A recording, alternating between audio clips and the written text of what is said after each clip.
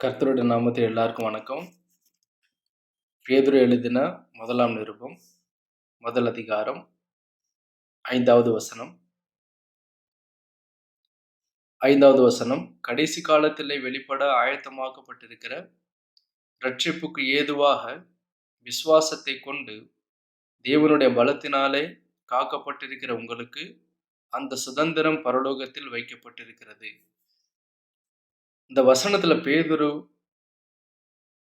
என்ன எழுதுறாரு அப்படின்னு சொன்னா, நம்ம எல்லாரும் தேவனுடைய பலத்தினாலே காக்கப்பட்டிருக்கிறோம் அப்படிங்கிறத நமக்கு வெளிப்படுத்துறாரு. தேவனுடைய பலம் அப்படிங்கிறது என்ன அப்படிங்கிறத இன்னைக்கு நம்ம தியானிக்க போறோம். இதுல சங்கீதம் 8வது அதிகாரம் 3வது வசனம். சங்கீதம் 8வது அதிகாரம் 3வது வசனத்துல தாவீது இப்படி எழுதுறாரு.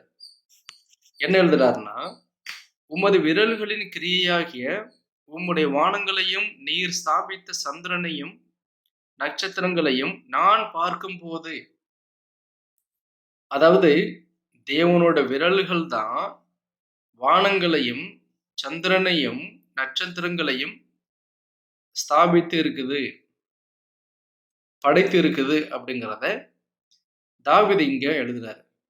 கர்த்தரோட பலம், தேவனுடைய பலம் எப்படிப்பட்டது அப்படிங்கிறத நம்ம பார்க்கணும் அப்படின்னு சொன்னா, சூரியனை பார்த்தா போதும், சந்திரனை பார்த்தா போதும், நட்சத்திரங்களை பார்த்தா போதும், நமக்கு கர்த்தரோட பலமும் தேவனோட பலம் எப்படிப்பட்டது அப்படிங்கிறது நமக்கு தெரிஞ்சிடும். ஒரு சின்ன உதாரணத்துக்கு பார்த்தோம்னா, புயல் அப்படிங்கிறது நம்ம எல்லாருக்கும் தெரிஞ்ச விஷயம். புயல் வருது அப்படிங்கிறது நம்ம எல்லாருக்கும் தெரிஞ்சிருக்கும்.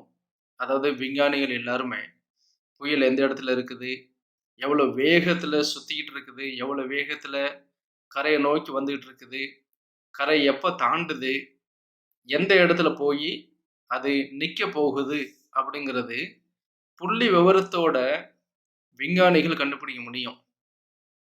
அவ்வளவு புள்ளி விவரத்தோடு கண்டுபிடிக்க முடிஞ்சாலும் அந்த புயலை நிறுத்துறதுக்கோ வேகத்தை குறைக்கிறதுக்கோ நம்ம கையில எதுவுமே இல்லை. ஏன் அப்படி சொன்னா, அந்த புயல் அதிக பலத்தோட வருது, அதிக வேகத்தோட வருது. அதை நம்ம குறைக்கிறதுக்கோ நிறுத்துறதுக்கோ முடியாது. அது எதை காட்டுது அப்படின்னு சொன்னா, தேவன் எவ்வளவு பலமுள்ள தேவன் அப்படிங்கிறத அந்த புயல் மனுஷனுக்கு காட்டுது. அத மனுஷங்க நிறைய நிறைய தடவை அதை புரிஞ்சுக்கிறது இல்லை, அறிஞ்சுக்கிறது இல்லை. ஆனா நான் சொன்னதுதான் உண்மை. தேவனோட பலத்தை அதில் நம்ம பார்க்கிறோம். அதே மாதிரி இயற்கை அழிவுகள் இது எல்லாமே நம்ம பார்த்தோம் அப்படின்னு சொன்னா, எல்லாமே அதிக பலமுள்ளதாவே இருக்குது. அதிக பலமுள்ளதா இருக்குது. மனுஷன் அதை எதுவுமே செய்ய முடியாத ஒரு நிலைமையிலேயே மனுஷன் இருக்கிறான்.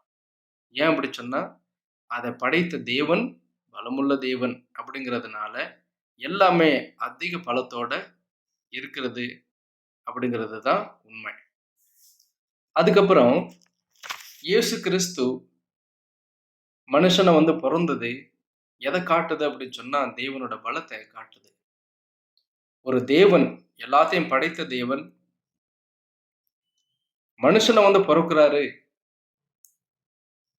அப்படின்னா, அது ஒரு சாதாரணமா எந்த மனுஷனா இருந்தாலும் அதை முழுசா புரிஞ்சுக்கிறதுக்கு முடியாத ஒரு விஷயம். அதாவது எல்லாத்தையும் படைத்த தேவன் மனுஷனை பிறக்கிறாரு. அது எதை காட்டுது அப்படின்னு சொன்னா, அவருக்குள்ள உள்ள பலத்தை அது காட்டுது. அதனாலதான் எல்லாத்தையும் படைத்த தேவன் மனுஷனை பிறக்கிறாரு. அதே போல இயேசு கிறிஸ்து நமக்கு எல்லாருக்காகவும் மரிச்சு, சிலுவையில மரிச்சு, நம்ம எல்லாருக்காகவும் அவரு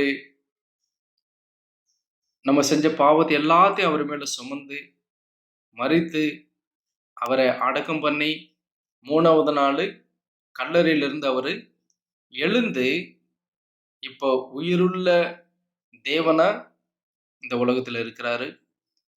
நம்ம எல்லாரும் அவரை நம்பி இருக்கிறோம், விசுவாசித்து இருக்கிறோம். அவர் நம்மளோட மனசுல வாழ்ந்துகிட்டு இருக்கிறார். வாழ்ந்துகிட்டு இருந்து அவரோட பலம் எப்படிப்பட்டதுங்கிறத நமக்கு காட்டிக்கிட்டே இருக்கிறாரு. அதாவது அவரோட பலத்தினால நம்ம ரட்சிப்பு வாங்கியிருக்கிறோம். அவரோட பலம் நம்மளோட பாவத்தை மன்னிச்சு, நம்மள நீதிமானா தீர்ப்பு குடுத்து, அவரோட அவரோட குடும்பத்துல ஒரு மகனா, மகளா நம்மள சேர்த்து, நம்மள நடத்திட்டு இருக்கிறாரு. ஏன் அப்படி சொன்னா, நம்ம ஆராதிக்கிற தேவன் பலமுள்ள தேவன்.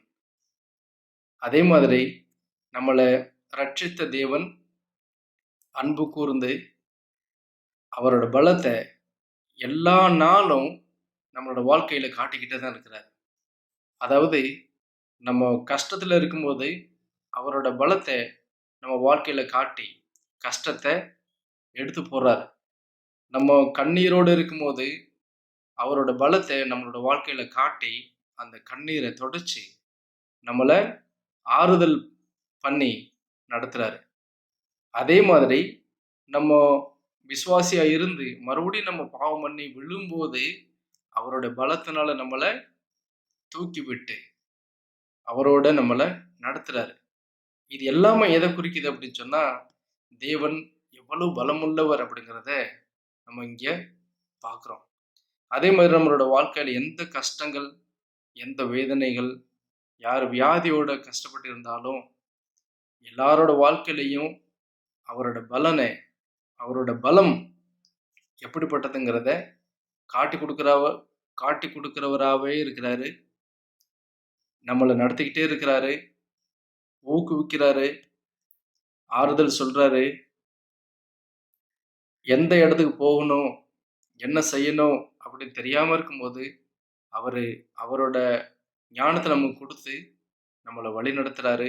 ஒரு தேற்றரவாளனா, தகப்பனா, ஒரு மேய்ப்பரா, ஒரு நண்பனா, ஒரு சகோதரனா நம்மளோட வாழ்க்கையில இருந்து அவரோட பலத்த எல்லா நாளும், எல்லா சமயத்திலயும் காட்டிக் குடுத்துக்கிட்டே இருக்கிறாரு. அதே மாதிரி தேவனுடைய பலத்தினாலே நம்ம காக்கப்பட்டு இருக்கிறோம் அப்படின்னு இருக்குது. அதாவது அவரு நம்ம ரட்சித்திருக்கிறாரு. பாவத்த மன்னிச்சிருக்கிறாரு. அதாவது நித்திய ஜீவன், பரலோக ராஜ்யத்த நம்ம வாங்கி வச்சிருக்கிறோம். கர்த்தர் நமக்கு அத பரிசா குடுத்து வச்சிருக்கிறாரு. நமக்கு நித்திய ஜீவன கொடுத்த தேவன் அதையும் காக்க வல்லவரா இருக்கிறார். அதனால நம்ம நம்ம வாங்கி இருக்கிற ரட்சிப்ப காக்கணும் அப்படிங்கிற அவசியம் இல்ல. கர்த்தரே அத காக்குறாரு. நம்மையும் அவரு காக்குறதுக்கு வல்லவரா இருக்கிறார். அதனால அவர்தான் வல்லவர். சர்வ வல்லவர் அவர்தான். அவருடைய பலத்தினால தான் நம்ம காக்கப்பட்டிருக்கிறோம் அப்படிங்கிறத நீங்க தெரிஞ்சு, சந்தோஷமா கர்த்தருக்குள்ள நீங்க வாழணும், வளரணும், உயரணும். நீங்களும் வளருங்க. உங்களோட குழந்தைகளும் நீங்க வளருங்க. சபைய நீங்க வளர்க்கணும் அப்படின்னு சொல்லி, இந்த டிவோஷன நான் முடிச்சுக்கிறேன். ஆமென்.